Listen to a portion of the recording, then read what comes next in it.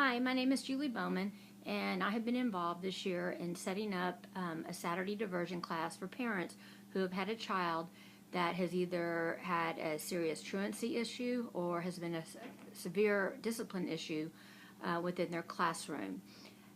They are ordered to attend this class with me on Saturday and to go through the PowerPoint that I've been involved with and helping the district to come up with. It's basically a 2-hour class, and it gives the parents hopefully some support to be a better parent and in the right way, and being able to support their children in their education and in their journey. The purpose is to give them tools to help either with their homework assignments. If it's truancy, then we visit with the parents about the importance of why a child needs to be at school every single day, and what happens when we don't have them there. It also goes through an overview of a child's development and how they develop intellectually, emotionally, and physical. We also do talk a lot about the child's attitudes and how that affects their education, and how the parent having a positive and supportive attitude really can make a big difference in their child's life and how well they do in their classes. We talk about different parenting styles, and they take about maybe a 10-minute quiz, and we see where they sit if they're an assertive parent, and we talk about how they can support their child in that way. We try to give them effective strategies on effective discipline, and that it should be something that's a lesson that's learned. This is, like I said, a 2-hour class. If they do fail to show up, then they are fined, because this has been a court order for truancy or for discipline. Friday mornings, this morning, I received a packet, and it tells me exactly how many parents that should be showing up, and I have 5 on tomorrow's roster that should be showing up. But there have been days I've gone and waited, and I've had either one show up or I've had none show up. After we complete the course, I have a set of paperwork to go through to fill back out for the district, and this relieves them of any kind of fines. If they don't show up, then it's a whole nother set of paperwork, and it goes in, and this was basically to alleviate them to have some type of a fine. The district is hoping that, as me teaching this parenting class, will help the parents to be better prepared in raising their children and really just knowing the value of the education. I work in a school that's 98% poverty-stricken, and so a lot of our parents don't have education. So our parents do come away from this class with a lot of tools, and they ask a lot of questions. We share stories. We talk about how education is different now than what it was when we were growing up. And some of my parents are not quite old enough to be parents, so that's also a whole nother can of worms. So we'll see how tomorrow goes. I'm really excited. Like I said, I've done this class before. We've kind of tweaked the PowerPoint over a couple of times, just to things that are more important and things that we need more emphasis on, and then we also have a survey that the parents give us a feedback on, so that helps me to know what they're learning from this and what they're able to take from this and apply into their home lives. I do have a student that I had a parent that really clung on after this parenting class, and she still was having a lot of issues, and we did find out there were some other factors, so it was good for her to see it's kind of a point of view from maybe not her son's school, because this is where I do this at my school, but it encompasses all the elementary schools. So this is Saturday diversion school for all the elementary schools. There is also one that goes on at high school. I do have another teacher that is there with me for support. I actually lead it, but she is background support, and she also is fluent in Spanish, and we have had a time or two where I've needed a total translator. So it's great to have her there and on board and having support. And then we've had some irate parents that have pitched a fit, because it is a parenting class and it's not a class for their child, and they try to come up on Saturday with their child. And so I have to send them away, which means they may end up with a fine, or I tell them we can reschedule and they can come back another time. But it's nice to have the support, because when I had the irate parent, I really needed to have another adult there with me, helping with everything else that was going on. So anyway, we'll see how it goes tomorrow. Thank you. Okay, well, this is a Saturday diversion school or class, and I mean, you've been asked to come here for a couple of reasons probably, and we'll go through the slideshow. Brian ISD feels very confident that this will help get your child back on track, and we'll go from there. Brian ISD feels very firm that they always put children first. That is their motto, and they're to give Brian ISD provides a positive education experience and to ensure high school graduation and post-secondary readiness. In every classroom, mine's over here, there's a social contract. A lot of classrooms start off each day with good things. In 5th grade, we don't do each day. We kind of start off the week, and then maybe into the middle of the week or towards the end of the week, we do it again. Our social contract is based on relations and how we want to treat each other and how we want to be treated. It's not something that you do once. We revisit it. We did at the beginning of the year, and we noticed about Thanksgiving around then we weren't really following it.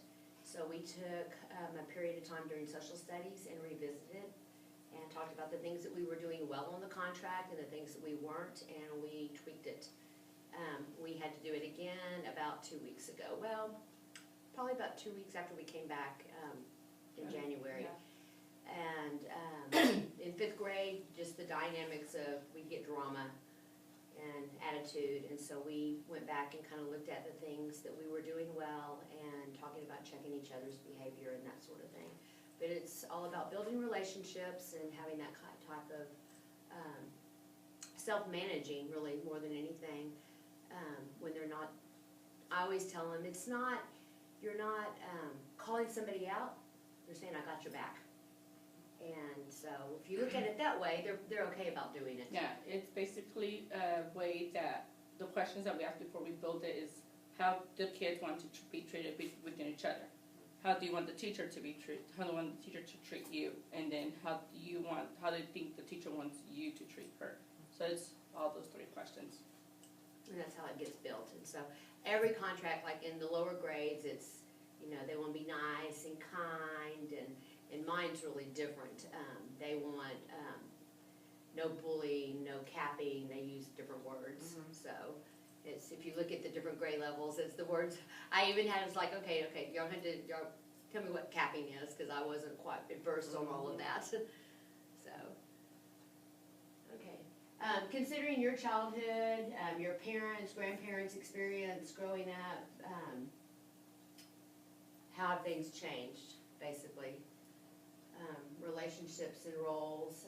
Think about, we don't have another parent here to talk about it, but identify 3 things in your childhood that are different way than the way your child's being raised today. How are you raised differently than maybe how your child's being raised today? Wow, there's a lot of things actually. A lot of things that these kids do now, I don't think I know my grandma would have went for it. It's just different. Like, I know they take a lot more chances and risks than I would have, but. That's the main thing I said too.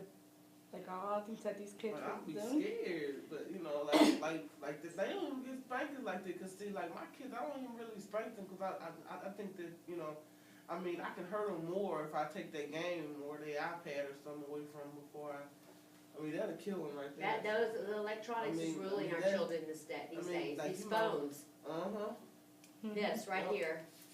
All I gotta do is take that away, and that pretty much does it. But see, back then, like, we didn't have that, so we pretty much got spanked. But I would, you know, and then like with Jared, my son, I don't. He probably ever gets spankings because he 9, so he's old enough to know. I got spankings. He don't. I couldn't go nowhere. He can go places. Well, he used to. I don't try. It's just I can't even explain it. It's just different. Like I think their attitudes are different. The attitudes are I think different. attitude, I see a different in attitude. Even with my students in my class, I see things that if I had talked even to my mother, for real. the way they talk to me in class, I think my mother would have got me bald-headed. I probably wouldn't even be here. That's why I say Like I'll be scared. Like these kids don't have that fear. yeah, that's the problem. They don't have the fear, and that's what. Or it's a different type of fear. It's not fear of your parents. It's more fear of your peers and what your peers think. Yeah. I think that's what that's There's it more is. peer pressure. And it's so hard to like. It's even hard to like raise them right now because it's like everything is about material stuff and like this and that. You know, it ain't about what actually matters. I mean, it's very hard, especially when you're doing it by yourself. Exactly. So and then you know me, I'm trying to raise 2 boys and a little girl, so it's just like that's all they care about. And you know, I'd be like, you know, there's more to life than just going outside playing with your friends and sitting on here, you know. They don't even know the TV exists up until it's time to play the games. They don't even know, you know, come home and do the homework before you can ever go out. They don't know how to come in and change the school clothes out for your regular clothes. We were studying space exploration. It was one of our texts the other day. And Thursday night on the news, the Challenger with the teacher that went up in space, it was their 30-year anniversary. And I asked the kids, did y'all see the news last night? And they were like, what? The news? I was like, y'all don't watch the news when you get home? Nobody in my entire class. There were probably 24, or maybe not quite 24, in the bilingual that did though. I was pretty impressed about that. They saw the Challenger footage of that the night before. I think that how times have changed. What I see, I teach first grade. Is that I think a lot of the parents are so afraid to give their kids what they didn't have that they forget to give kids what they did have. So they're like, oh, I didn't have this. The values. Like my mom raised me so strict and stuff like that. So I'm not gonna. When I have my kids, I'm not gonna be as strict with them. So that's what I personally see. Like. Because back in the day, like, you wouldn't talk to the teacher. Like, you had the utmost respect for a teacher. I was raised by my grandma, so it was just like, you know, like, she could, like, look at you and kill you. Like, Exactly. Like, my parents was like sometimes I was in the store, I was in Walmart or something, and I told my kids, I said, y'all don't go in here, you know, try to pick up everything because it ain't going to happen. So, I mean, I knew it was going to happen anyway. So, I already braced myself for it. So this little boy had said something to his mama, and I turned around and I looked at her like, I hope you're gonna do something about it, you know, because he like slapping at her, and I was thinking, you know, if you don't fix it now, he's gonna grow up, he's gonna think that that's okay. I think I might trip. I hear tripping. Okay, we'll move on and she'll get them caught up. For this class, or course that we're here for either attendance or behavior, or a combination of both. The most important, you are the very most important person in your child's life. They're going to look to you always for everything. You're their first teacher. We are their teacher, but you are their primary teacher at home. You're their most important role model. You can make a difference in how well your child succeeds in school. This course is going to give you, hopefully, some tools in your tool belt to help you to do those things. There should be some follow-up. I don't know what kind of relationship you have with the teacher, but I'm here. The course that we had before, the young man went to Bowen. I'm still in contact with her. She is a single mom. I've been there, done that. And so I am still, she has my cell number. She's still struggling a little bit with some behavior over there. She still contacts me, and I meet with the young man every now and then. We kind of set up like you know, we'll go get spoons one day if you have like 5 good days and that sort of thing. And so I'm willing to do that too. I haven't met your son, but I will, and make that kind of contact. I don't know, you know, if that's something that would, that will help or not, but there, after this, there'll either be a follow-up maybe with the counselor, but we are here. I think it's what might be with Miss Pettis. Okay, with Ms. Pettis, but we are here, and we're also help to support also in any way you need, so you just let me know. You know my room's here and her room's downstairs. So we haven't had somebody on our campus, so that's kind of unique. So you just let us know if we can, and be of some help too. And, but she will follow up with you. You need to also have your own belief that you can influence your child's education. I mean, it's obvious because you're here today. And we have 5 on the list, and you're the one that showed up. The best way to help is by teaching him proper skills. Study skills need to be taught at home, and your efforts will pay off in time. And don't give up, and don't get frustrated. Like you were saying, like these kids nowadays, they don't know, like, okay, go home, take your clothes out, and so setting a routine, like study skills, like we were saying, set up a routine. Okay, you can watch. Routine's very important. Yeah, study. You can watch TV when you first get home, or eat a snack, 30 minutes. You know, then Play a game. Play a game or something. And then okay, you have math homework, study. You have reading homework, study. Spelling words, homework. And they may come home and say they don't have homework, but there's not one teacher in this school that doesn't give any homework for a week. My homework is simple. It's because I'm a reading teacher. They need to read 20 to 30 minutes a night. How I track that is by that board right there, and how much they read. They're taking tests, and they're passing AR tests, and they're moving along by their percentage of their AR goal. So I can track it by the computer program. And that's me too. Like I might not send home Papers, physical papers, but in first grade, like she teaches fifth, so they already come to her reading for the most part. My kids are first graders, so they're still practicing their reading. They're still practicing their fluency. So my homework is like her reading every single day to increase their reading skills, and then plus that they have a little fluency, read naturally, which is a fluency, which helps them develop their fluency. So if one of my parents comes to me, Miss Crosby, you didn't get on homework, I'm like, ask them.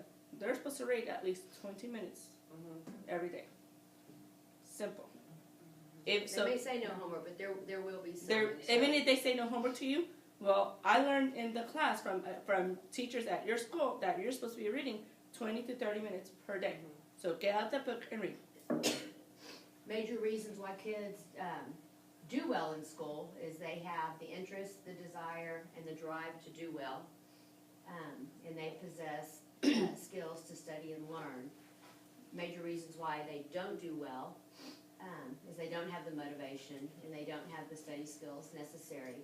And study skills are hard. Some kids don't know how to study, and so that's something that that needs to be shown or modeled for them on how to sit down and study. They may not know how to study their spelling words.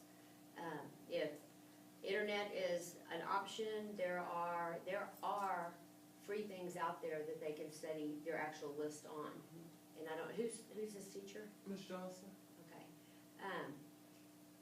I don't know if she does Spelling City, but that's a free Site.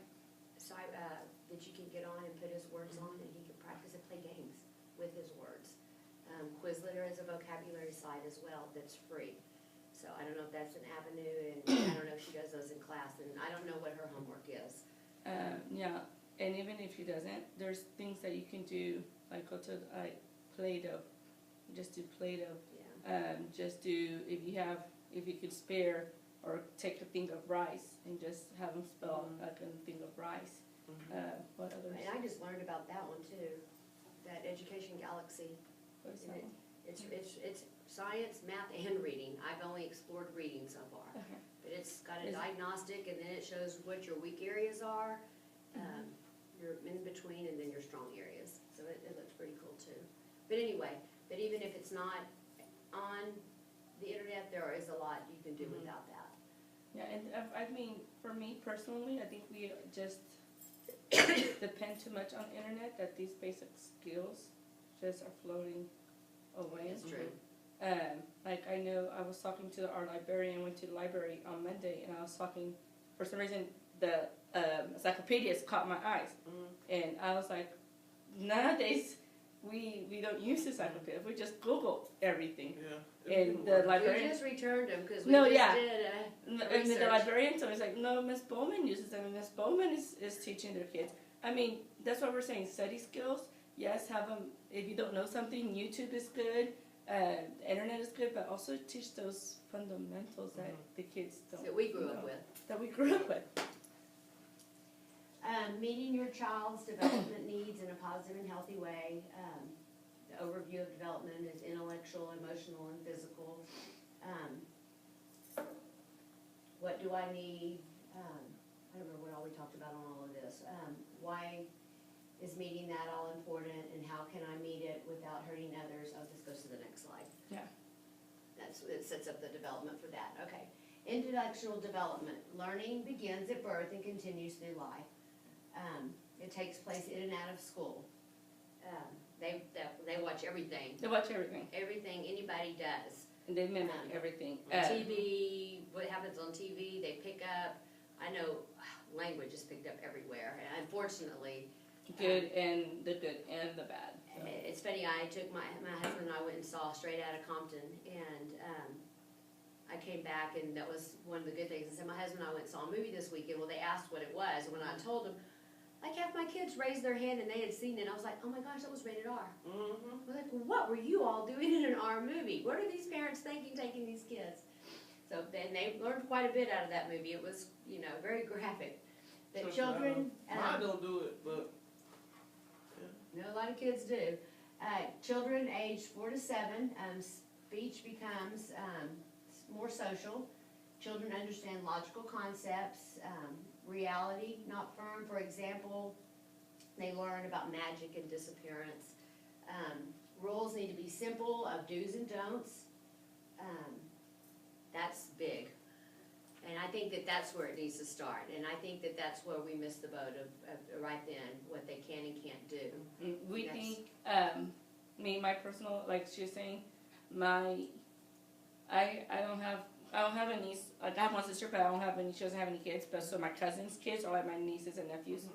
So every time I go to Puerto Rico, they just like they're tickling like somebody's like in a stranger's stomach or something, or lifting up. I'm like, that's and then my cousins laugh at it, thinking like, oh, that's so cute and stuff like that.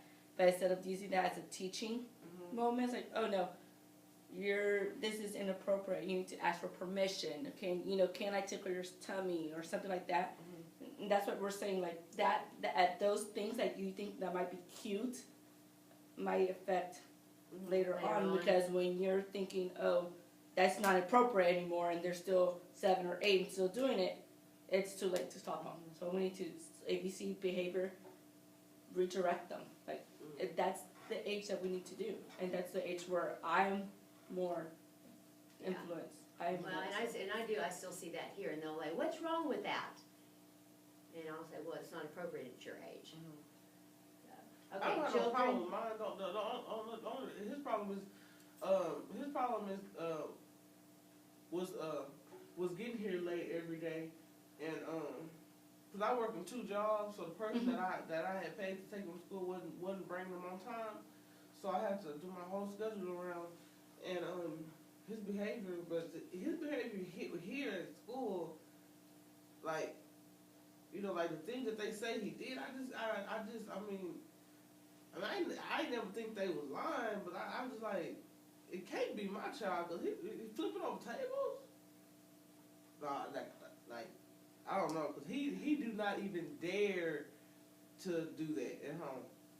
So I don't know why he tried. He probably tried them here because he knows that he can't get no whooping. Yeah, up here. he probably sees somebody else doing it, and because I've seen it before. Like Yeah. one person sets off another, and guess kids at that age, they don't see what's behind closed doors. So maybe Johnny flipped the table. Your son saw him, but your son didn't see Johnny get punished by by the principal, or So what the saw the repercussion consequence. is, yeah, what the Cause repercussion my boy was. is really, he really like, he really like, how can I put it? He a follower. He is. He's very easily convinced, and he's so like, what's the word? Like he's like timid, like, and then him being on ADHD medicine, it makes him emotional. He'll cry about anything, like, and he and a lot of it he's very very very spoiled, and he thinks that stuff should go his way all the time. All the time. Yeah, that's his main problem, but.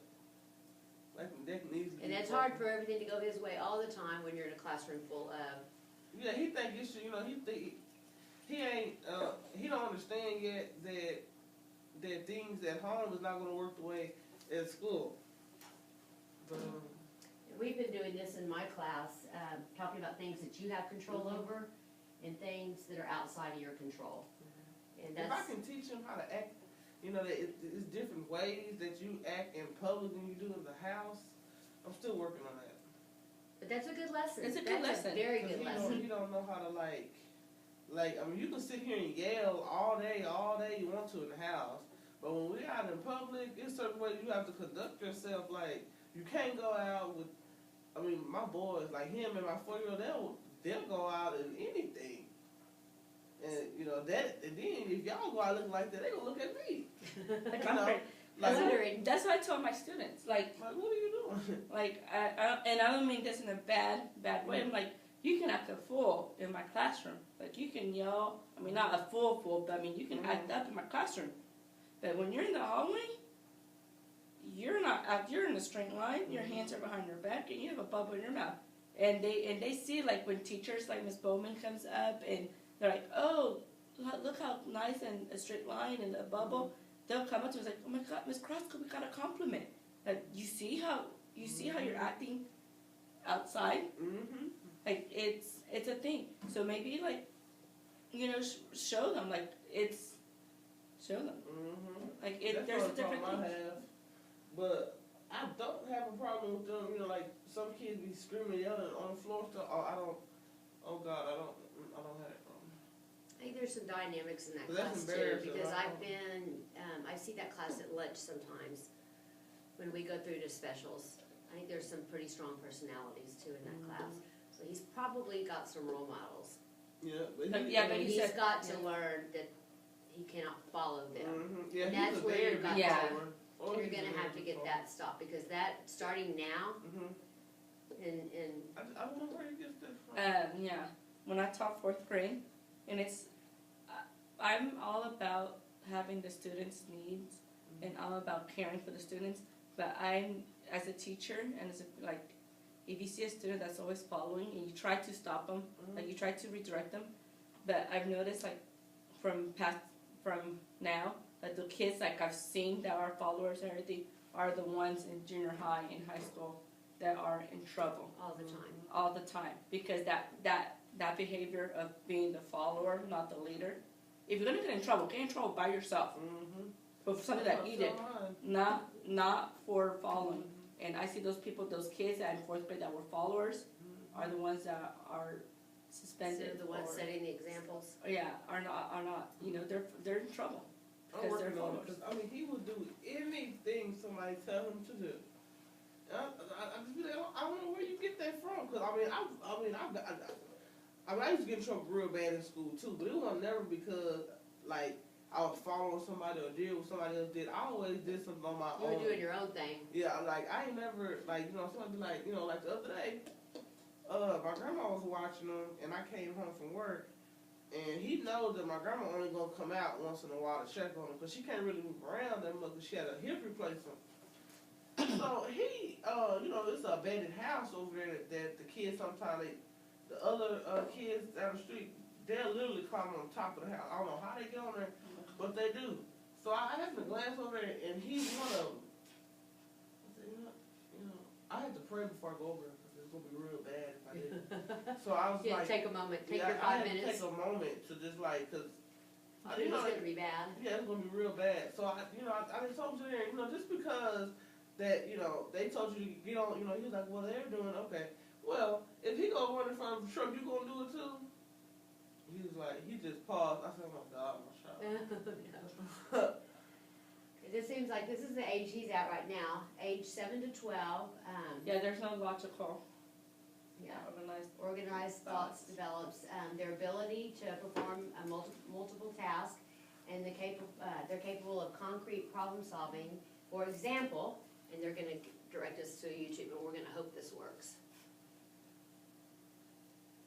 Okay, how did we do this last time? I think we know. I think we just clicked on the link and pasted it. Okay, and I'm going to stop this because we're not going to watch the YouTube on it. That way we can, we'll be here all morning. Saturday diversion school. Just make sure your cell phones are silent, and we'll let you, if you need to go to the restroom, we won't take a set break unless you feel like we need to. But the restrooms are right down the hallway, so just kind of take care of your own needs, and we'll try to move through this so we can get out of here and enjoy the rest of our day. Yes. Today, yes, it looks like it's gonna be a beautiful Oh, day. yes, we don't get many of those. I know. Anyway, Bryan ISD, our motto is children first, always the Bryan way. I think that's part of why they set this up, to make sure you have a support system. Bryan ISD provides a positive education experience to ensure high school graduation and post-secondary readiness. Every day, our classrooms start with good things to help build a relationship with our students. All teachers have been trained in a system called Capturing Kids' Hearts. And so that good things is part of Capturing Kids' Hearts. And then we also develop a social contract, and that is teaching the students, it's giving you a system on how they want to be treated by us and how we want to be treated by our students. And then it works the same way. How do the students want to be treated by each other? And when conflict arises, what do we do as a family unit in our classroom? It works very well for me. We have to go back and revisit it from time to time, because in fifth grade, every school in Bryan ISD should have a social contract. Okay. They all look different Okay. because the kids create them themselves the first week. We had to revisit ours back in January, because in fifth grade, things changed and we get older, and we had to tweak a few things and add a few things that were going on in the classroom. But yeah, everyone should have one. Yeah, like hers looks way different from mine.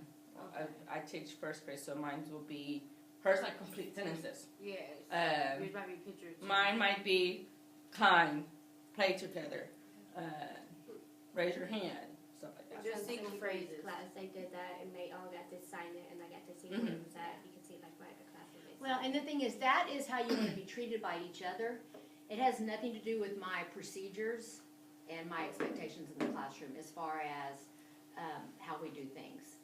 That's just basically how we want to be treated. If we have a system like if you need to go to the restroom and raising your hand before so we're not all jumping on top of each other, that sort of thing, and how we rotate around the classroom, because we do centers in my classroom. So we still have procedures and rules that are not really posted, but they know what they are. But that is on how we treat each other. But every classroom in Bryan ISD should have a social contract. Okay. Every teacher that I know of has been trained. I know our whole school's been trained. And most of our schools have social contract.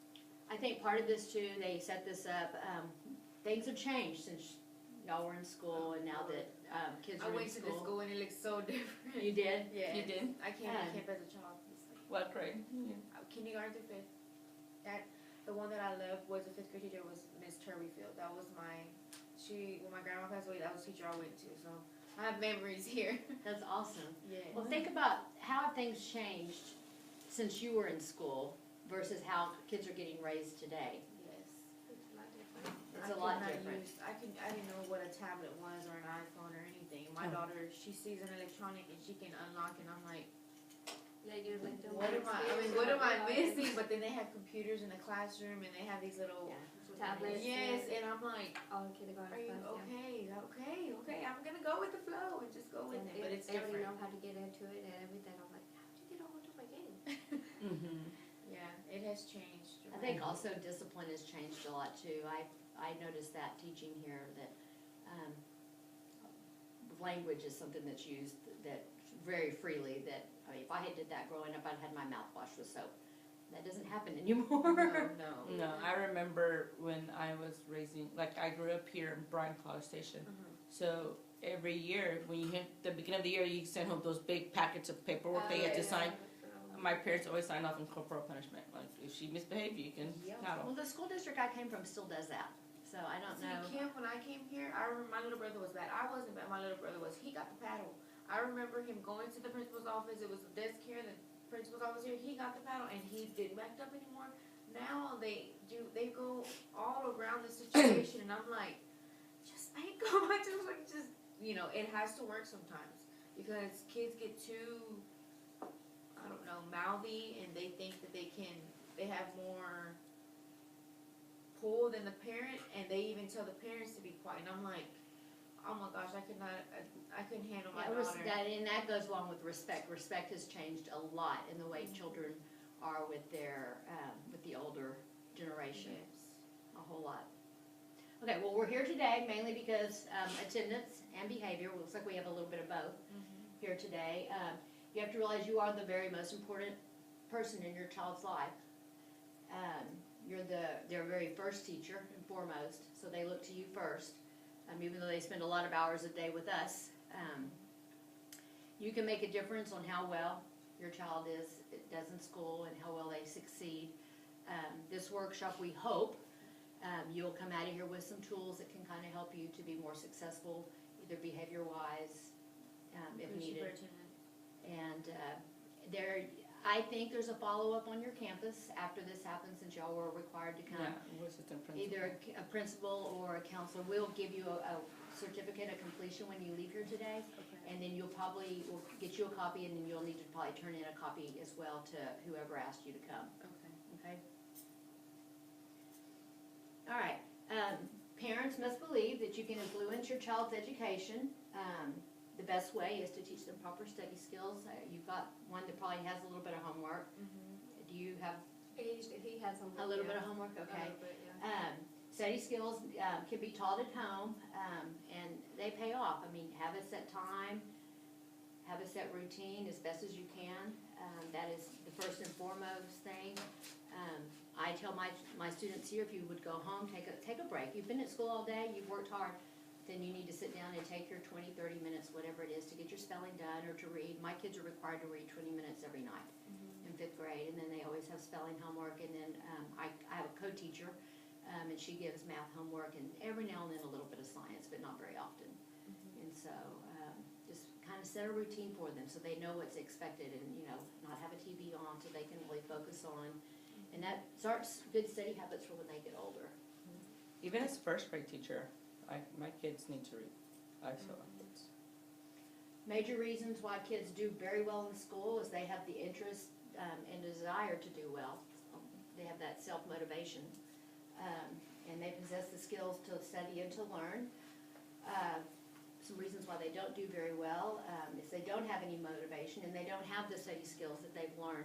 Study skills, I mean, we do teach them here at school, but they need to be reinforced at home as well. Like I said, just and establishing a routine is just the best thing. If that child knows what's expected of them when they get home, as far as what they need to have accomplished. I know when my girls were growing up, we had a little chart that we checked off, and at the end of the week, if they had done everything that they needed to do, then there was a reward on the weekend. Nothing huge, but just a little something. I think rewards this day and time have gotten really big. iPad. Tab. Tablets. I never paid my kids for grades. I mean, I told them that's your expectation. My expectation is for you to have good grades. See, I got like $5 to go shopping or something. So. My daughter, her goal is to ride her bike. That's where I push it because she has a tablet, but I got it for her to learn her math and multiplication tables. It was more of an education thing rather than the fun and games. So when at the end of the week we try, if she does everything that she's supposed to do and she brings good grades, she can ride her bike. Because I don't let her ride it every day. And there's great apps. There are so many wonderful education apps. So I mean, there's nothing wrong with that. Yeah, that's as long as they're not going to bed at night and they're texting on it and that sort of thing. There are great things with tablets. Because I got a grant for my classroom for first grade. We got 6 mini Firefly tablets. And my kids use it to learn their English sight words. My kids use it to learn addition, subtraction, class. Yes. And they're There's And so that's many. a big tool for multiplication because hers is the one where you can use right on the screen. So she has a style that it's she's doing multiplication, she's writing it, and I'm teaching her when she does multiplication. You don't know it right off the bat. You're gonna have to use your fingers, draw it out. So she'll draw on the side, doing what she has to, and her teacher can actually see that too because it's something that her teacher actually told me about. And she gets all into it. She does whatever, and then she'll ask, "Can I have a couple of minutes of free time?" To where she'll look at videos on YouTube. I'm like, "No, ma'am." I go, "You did what you have to do on the tablet. Let's plug it in. Let's put it up. You can go ride your bike." And she's like, "Well, my friends my friends have their tablet outside. Well, you can ride your bike. That's what this is for." That's what nowadays, going back to the beginning, like how it's changed. Like Yes. my friend, like, I heard that all like last week. Like, but he's doing it. I'm like, okay. Mm-mm. But that's good though. Yes, I mean, I try to enforce limited time on the tablet and more of playing outside, playing with the ball, because she goes outside, she rides her bike, and she can just see with their tablets or with this, and I'm like, you're not growing up like that. No, ma'am. No, ma'am. Let's go to the park. Let's go play. We'll play tennis, her and I together. And she's like, "Mom, like, do you even know how to play?" She'll kind of, and I'm like, "I'll show you my skills." And we have that bond connection together. It's just like with my mom getting sick, it kind of interrupts on when we're supposed to go and do this. And she understands at the same time. I think it's not jealousy, but she's kind of like, "Well, I want more time, with mom and here and there." So we're working on getting all of it together, slowly and surely. That's good though. That's good. Spending time with them is, they see that you're vested in their education, Yes. and that's like one of the very first keys to success. So they see that you are interested and you value what they're doing at school. Yes. And I feel like sometimes we don't always have that support, and that support is huge. Yes. That they see that you're interested in your. Yes, I really do. Even when she has science projects and everything, I go to the school with her, and she thought the library was closed after hours. We talked to the librarian, and she said, "You can come here and resource all you want." And we were in there, and she's like, "Mom, you're at my school, and you're in the library." I'm like, "Hey, we're learning together." Exactly. And she's like, "Wow." Like, she kind of like, "Oh my gosh, parents do this?" Of course we do. What are you talking about? You're getting bigger. We have to expand your mind and look at all your resources. And she's getting to the point where even if she doesn't have a school project, she wants to go look for something else to look over. She wants to look at rocks in different shapes and different sizes. And I'm like, take interest. So she's got that intrinsic motivation, Yes. which is Yes. very good. Yes. Okay, we're going to kind of go over some things about your child's developmental needs and kind of how each one is important. I think there's a couple of videos in here we'll stop and we'll watch, and then we'll kind of talk about them. Intellectual development, learning starts at birth. Did y'all know that? Ages 4 to 7, speech becomes more social. A child understands logical concepts. Reality is not firm. For example, they start learning about magic and disappearance. Rules at this point in time need to be fairly simple on do's and don'ts. They're not unable to understand principles and underlying for best behavior. I guess you're setting kind of the foundation of how they're going to move through as far as discipline and Even like you said that for your son, right, son? That you said he might, especially with operations and my special needs, you still need those rules, do's and don'ts. You still need those boundaries. I think they are starved for boundaries. I think that sometimes our kids have a little bit more freedom. I know in 5th grade I see a lot of that. And you're getting close to 5th grade with yours. Yes. You'll see, like when she says all my friends and they're doing it, you'll see how the pressure starts getting. Yes. And that's great that you're able to reel that back in. Yes. And that's I super try to get her important. to understand that not everyone is the same. And your learning development is different from their learning development.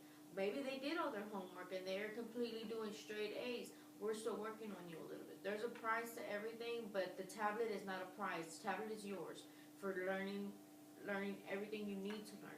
But don't confuse it. And she kind of like understands. So when she sees her friends, she tells them, why do you have it outside? You're going to break it. It's going to fall. I mean, they can run over with their bike. She goes, because I'm going to ride my bike, and if I don't see it, I'm going to run it over. And I'm like, you don't have to do this. She goes, well, I'm trying to get my friends to understand. Like, they need to put the tablet inside and play with me. That's awesome. And I'm like, oh, my poor baby. Okay, the next stage are children from 7 to 12. Their logical thoughts, their organized thoughts begin to develop, their ability to perform multiple tasks, and they're capable of concrete problem solving. And for an example, now if I can figure out how to do this, where I minimize this is where you can come around. I'm going to stop it for the video. Okay, I'm coming back to you after wrapping up Saturday Diversion School. I think it all went fairly well. Not as many parents showed up that were supposed to. That just creates another set of paperwork for me. I'll have to go. I filled it all out, and they will actually be given a second chance to try to make the class. But after that, then their proceedings will go forward, and they will probably be fined as a result of not taking this 2-hour course. They'll get to commit to another day. This is all new to our district. I run the elementary Saturday diversion classes. There is a high school one as well. My counterpart that does the translation, she translates for both the elementary and the high school, and it's a support so that there's not just one teacher there by herself. I think the agenda went fine. It's pretty clear cut and straightforward. I helped kind of with the PowerPoint. I've tweaked it just a little bit. It would be really nice if I knew before talking to my parents after they got there, if they were there specifically for truancy or specifically for behavior issues. I think that would help divert some of the conversation to more benefit their needs. So if I could change something, that would definitely be one thing that I would want to change. But the PowerPoint's pretty straightforward, so it's very difficult to veer off of the agenda. I mean, there are some sidebar conversations and some stories that are told, but that just adds to the morning. There was a lot of discussion, which is good.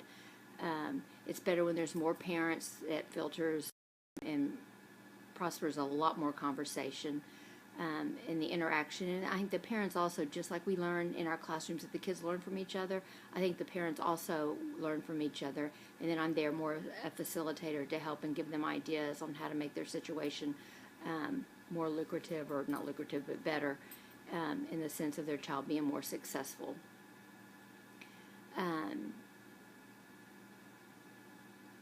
I feel like Bryan ISD, what I've learned through this is that we are all trained in capturing kids' hearts.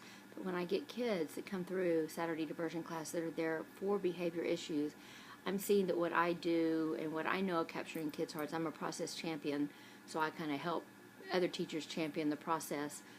I'm seeing that maybe it's not followed through with fidelity in our district, or maybe not even breached on at all, because some of my parents are not aware of the social contracts in the classrooms. I think that if the teachers were following through with the questions of what are you doing, what are you supposed to be doing, now what are you going to do about it, I think that, and they went through the process of the behaving in and the behaving out, and the kids were isolated for a small amount of time and then back into their group work. I just feel that maybe we wouldn't have as many there for discipline. I think that when you have a good managed classroom, that really cuts down on your discipline. And that, I think, comes from the top. I think it's giving the teachers the tools to be able to manage a good classroom. And as an administrator, I can see the value of that and spending time helping the teachers that really need that. That way that, we wouldn't have escalations of behavior issues like we have had. I think it would be ideal as administrator, when I look at it from that point of view, that this is great for our kids, parents that have been ordered to come to this class, but I also see that it could be an amazing benefit that we offer our students. I teach in a school that's full of like 98% poverty, and most of my parents are not educated, and some of my parents are barely old enough to be parents, but I feel that having this class would educate and give some of our parents some parenting tools that they don't have. Most of our kids come from single parent homes. Most of them are missing a father at home. I just feel like that would give them the support that they would need at home to work better towards the success of their child's education. I feel doing this would make an impact as a community within our school and would give our school just a better culture all the way around. Like I said, I do this for all the elementary schools, so it doesn't just hinge on our school. So we've got 15 elementary schools here, and I'm just one of them. But I get all the parents and students from each of the elementary schools. So like I said, I think all of it was a success. There were some things I would like to change. I'm new at this. I've only done it, this is my third Saturday this year to do it, and so I feel that as time goes on and I'll learn, it'll be a learning, a lesson in progress. I feel like I'll grow and be able to make each class a better class. Thank you.